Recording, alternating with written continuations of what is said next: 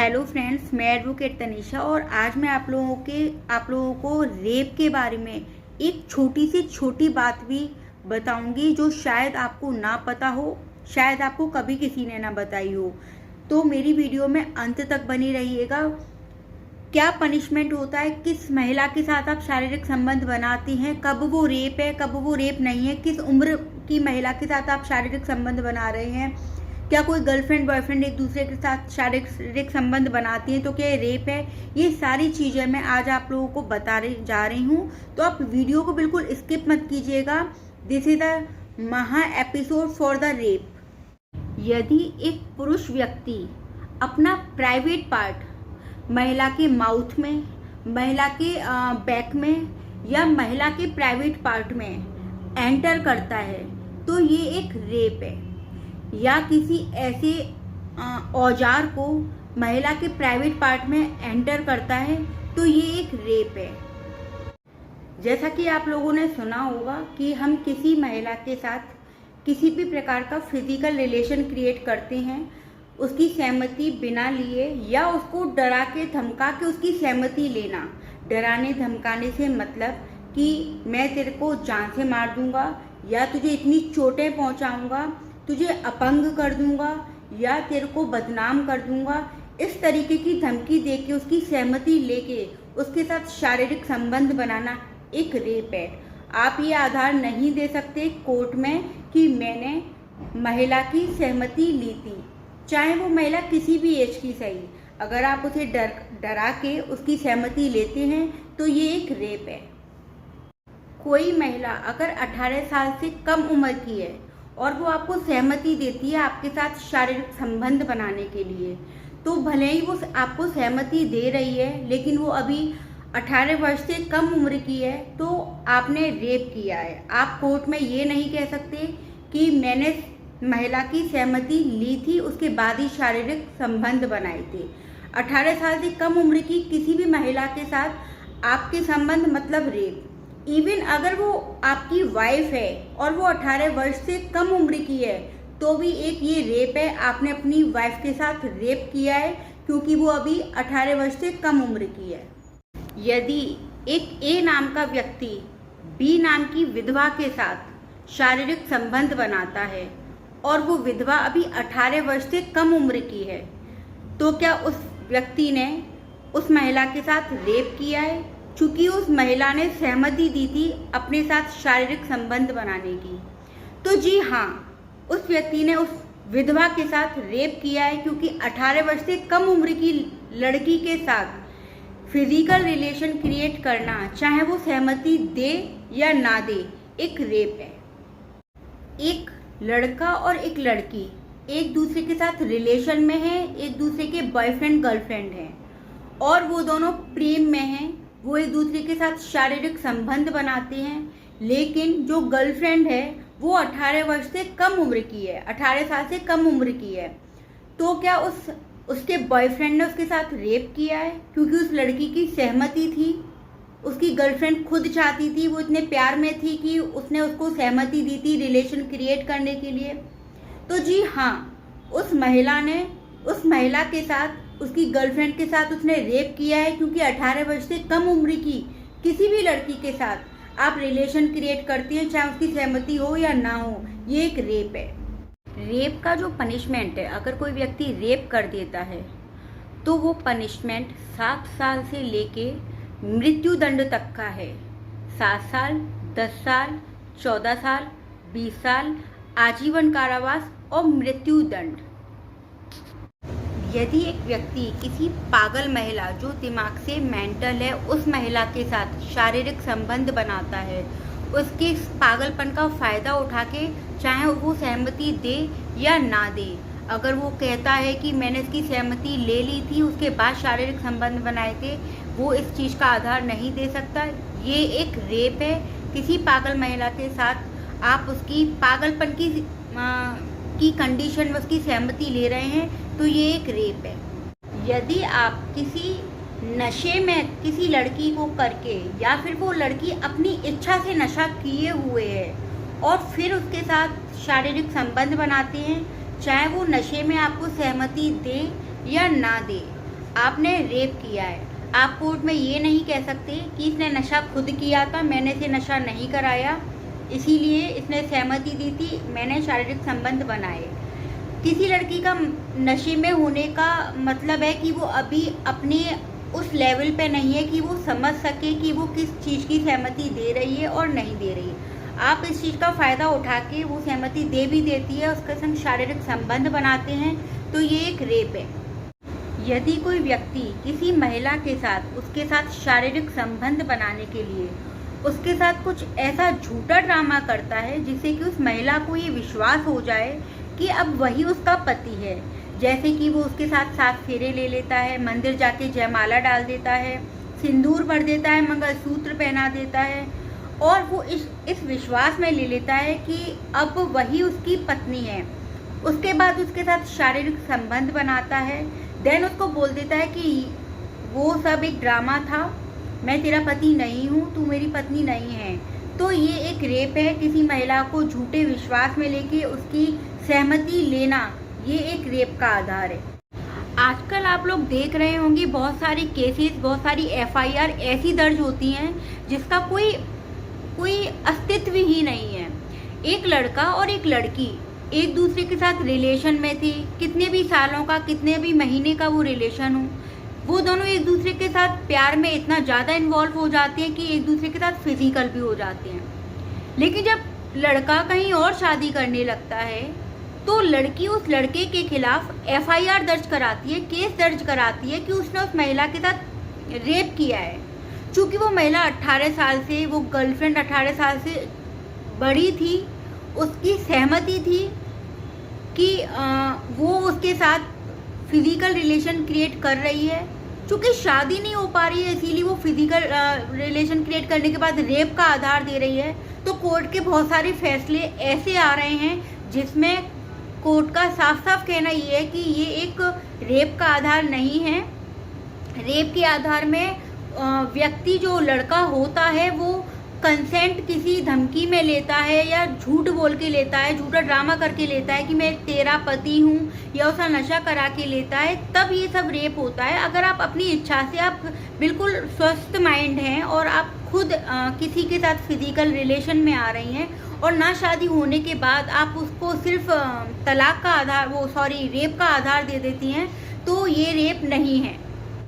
किसी महिला के साथ रेप किया गया और उसके बाद उसकी हत्या कर दी, या किसी महिला के साथ रेप किया गया जिस रेप के कारण उस महिला की मृत्यु हो गई, या किसी महिला के साथ गैंग रेप किया गया और गैंग रेप करने के बाद उस महिला को उन्हीं व्यक्तियों ने जान से मार दिया, तो ऐसे जो केसेस होते हैं उसमें जो पनिशमेंट होता है वो आजीवन कारावास, लाइफ इम्प्रिजमेंट होगा, या मृत्यु दंड, डेथ सेंटेंस उनको दिया जाएगा।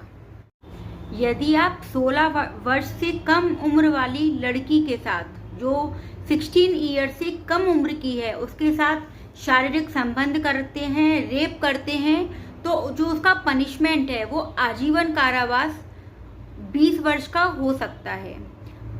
और 12 वर्ष से कम उम्र वाली लड़की के साथ अगर आप रेप करते हैं तो आपको आजीवन कारावास या मृत्यु दंड मिलता है। 16 वर्ष से कम उम्र वाली लड़की के साथ आजीवन कारावास या 20 साल की सजा। 12 वर्ष से कम उम्र वाली लड़की के साथ अगर आप बलात्कार करते हैं तो मृत्यु दंड या आजीवन कारावास। According to section 376C of IPC, rape, अगर कोई पब्लिक सर्वेंट, लोक सर्वेंट किसी महिला के साथ, किसी ऐसी महिला के साथ जो उसकी कस्टडी में है, मान लीजिए मैं एक एग्जांपल देती हूँ कि एक पुलिस थाने में एक महिला एक पुलिस ऑफिसर की कस्टडी में और वो उसी के साथ शारीरिक संबंध बना लेता है, तो ये एक रेप है। यदि एक हस्बैंड और वाइफ जो कि कोर्ट में डाइवोर्स का केस लड़ रहे हैं या जुडिशियल सेपरेशन का केस लड़ रहे हैं, कोर्ट ने उन दोनों को ऑर्डर कर रखा है कि वो दोनों अभी सेपरेट रहेंगे, और सेपरेट रहने के ड्यूरेशन में, उस टाइम पर वो पति अपनी, जिस महिला से डाइवोर्स का केस चल रहा है, जो कि उसकी पत्नी है या हुआ करती थी, उसके साथ शारीरिक संबंध बनाता है उसकी बिना सहमति के, कि ये तो मेरी वाइफ है, इसके साथ तो मैं कोई भी रिलेशन क्रिएट कर सकता हूँ, अभी डाइवोर्स हुआ तो नहीं है। देखिए कोर्ट का ऑर्डर है कि अभी आप अलग अलग रहेंगे, क्योंकि जब डाइवोर्स होता है तो कुछ टाइम होता है जब कोर्ट दोनों को अलग अलग रखती है, ठीक है, या कुछ टाइम देती है। अगर आप उस ड्यूरेशन में अपने अधिकार के साथ बिना उस महिला की मर्जी से शारीरिक संबंध बना लेते हैं तो ये भी एक रेप है। आप बिना उस महिला की मर्जी से, क्योंकि वो आपकी वाइफ है लेकिन कोर्ट का ऑर्डर है अभी अलग रहने के लिए, आप उसके साथ शारीरिक संबंध नहीं बना सकते। आज मेरे पास एक कॉल आया जो कि किसी लड़की के बॉयफ्रेंड का था।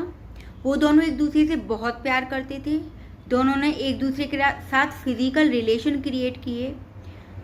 चूँकि वो लड़की 18 साल से कम उम्र की थी, लेकिन फिर भी वो एक दूसरे से बहुत ज़्यादा फीलिंग्स में थे और वो एक दूसरे के साथ फिजिकल हुए। अब वो लड़की उस लड़के को रेप केस लगाने का, रेप की FIR लिखवाने के लिए बहुत ज़्यादा धमकियां दे रही थी। उस लड़के का मेरे पास फ़ोन आया, मैम मेरे पास ऐसे ऐसे मेरी गर्लफ्रेंड मुझे धमकी दे रही है, क्योंकि शारीरिक संबंध तो हम दोनों ने एक दूसरे के साथ एक दूसरे की सहमति से बनाए थे, किसी का भी इसमें डिनाई करने का कोई ऑप्शन ही नहीं था, हम एक दूसरे के साथ अपनी मर्जी से इन्वॉल्व हुए थे। लेकिन वो गर्लफ्रेंड 18 साल से कम उम्र की है और फिर भी आपने उसके साथ फिजिकल रिलेशन बनाया, चाहे उसकी मर्जी ही सही, ये रेप है। आप उसको अब नहीं रोक सकते, वो आपकी FIR कर सकती है, आपके खिलाफ केस दर्ज कर सकती है, आपके ऊपर धारा 375 जो कि रेप की धारा है लगा सकती है। यदि एक पुरुष एक महिला के साथ ये कह के शारीरिक संबंध बनाता है कि मैं तेरे साथ आगे चल के शादी करूँगा, और वो ये प्रॉमिस बार बार करता है कि मैं तेरे साथ शादी करूँगा, और फिर वो शादी नहीं करता और उस महिला के साथ इसी बेसिस पे बार बार उसके करीब आता है, उसके साथ फिजिकल रिलेशन क्रिएट करता है। अगर महिला कोर्ट में प्रूव कर देती है कि इस पुरुष ने मुझे इस विश्वास में लिया था कि ये मुझसे ही शादी करेगा, तो ये एक रेप है, क्योंकि वो अब पुरुष कहीं और शादी कर रहा है और उसने शारीरिक संबंध उस महिला के साथ बनाए, उसे धोखा दिया। वैसे बहुत सारे केसेस ऐसे आ रहे हैं जिसमें गर्लफ्रेंड बॉयफ्रेंड एक दूसरे के करीब होते हैं, लेकिन वो कहीं और शादी करता है तो उस पर मतलब ये रेप का केस लगा देती है महिला, लेकिन कोर्ट बोलता है कि रेप नहीं, क्योंकि आप एक दूसरे की सहमति से एक दूसरे के साथ थे। लेकिन टर्म एंड कंडीशंस होती हैं, अगर आप विश्वास में लिए जा रहे हैं कि मैं तेरे साथ शादी करूँगा और ये प्रूफ हो जाता है, तो फिर ये एक रेप की कंडीशन में आ सकता है। क्योंकि अभी एक दिल्ली में केस हुआ है जिसकी वीडियो मैंने ऑलरेडी अपलोड कर रखी है, जिसका डिस्क्रिप्शन में मैं आपको लिंक शेयर कर दूंगी। उसमें एक महिला थी जो एक पुरुष के साथ फिजिकल हो रही थी, बार बार फिजिकल हो रही थी। वो डाइवोर्सी महिला थी और उस पुरुष ने उस महिला से बोला था कि मैं तेरे साथ शादी करूँगा। उस महिला ने 14 बार कंसीव किया और वो पुरुष बार बार उसको मिसकैरेज करा देता था। तो 14वीं बार जब उसने कंसीव किया, उस पुरुष ने उसे दोबारा मिसकैरेज कराने के लिए बोला, तो वो महिला इतनी ज़्यादा परेशान आ गई कि उसने सुसाइड कर लिया।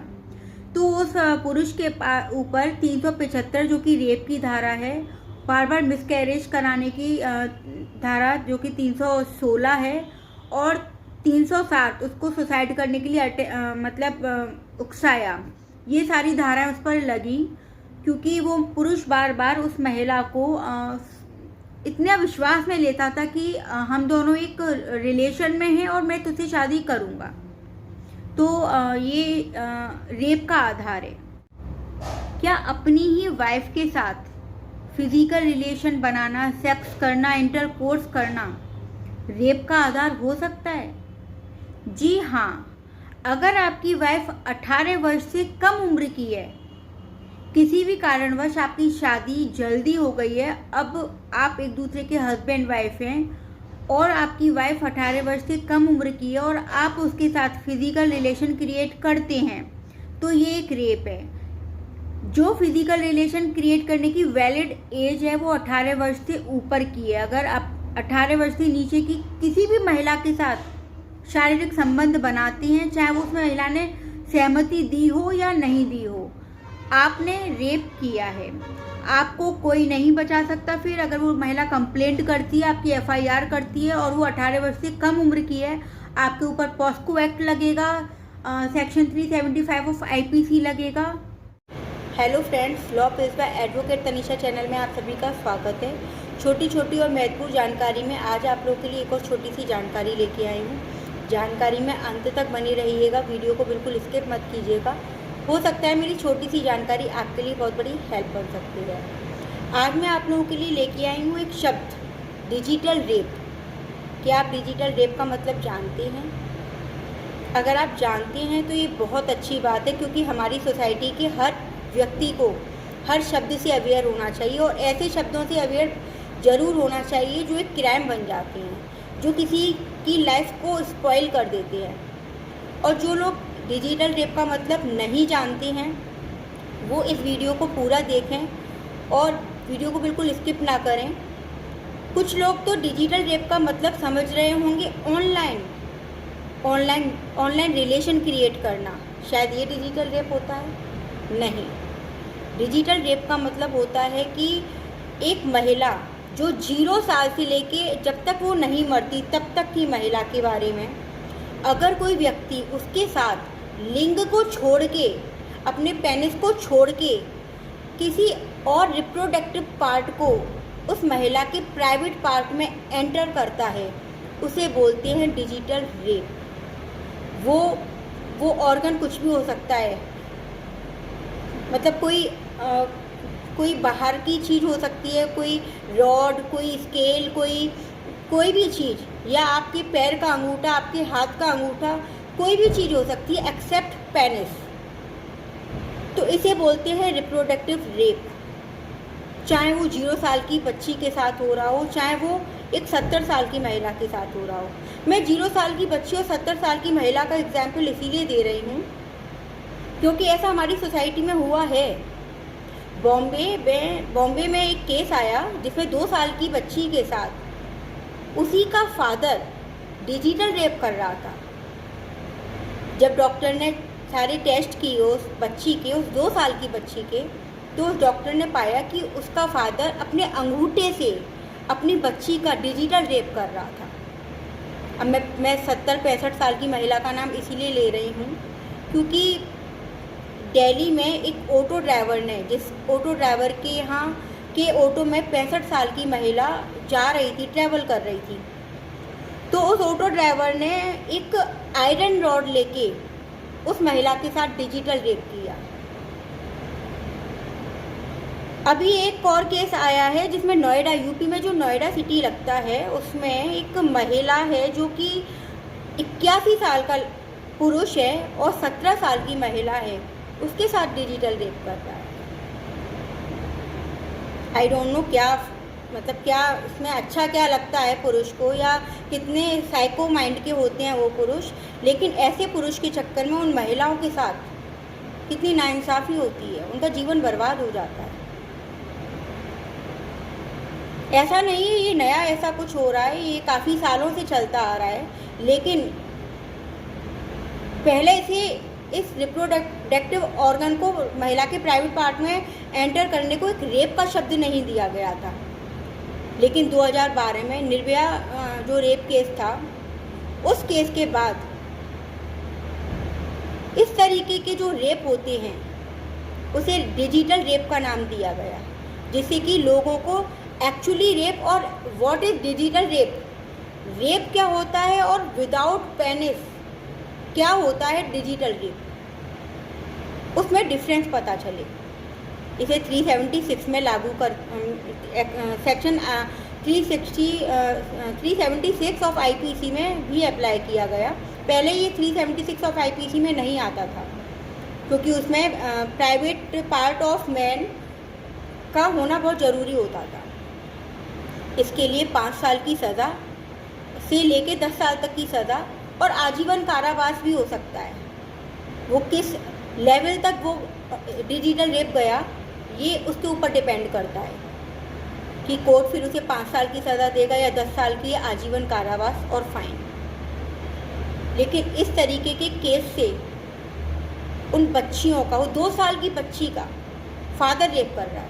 आपको एक बात और बताना चाहूँगी मैं, जो ये डिजिटल रेप चल रहा है ना, इसका 1% जो इसका हम लोगों ने कैलकुलेशन निकाली है, जो सरकार ने कैलकुलेशन निकाली है, उसमें सिर्फ 1% लोग ऐसे हैं जो बाहर के होते हैं। एक्चुअली डिजिटल रेप करने वाले खुद के होते हैं, हमारे आसपास के लोग होते हैं। हमारे दोस्त हो सकते हैं, हमारे चाचा ताऊ हो सकते हैं, हमारा कज़िन हो सकता है, हमारा खुद का फादर भी है उसमें।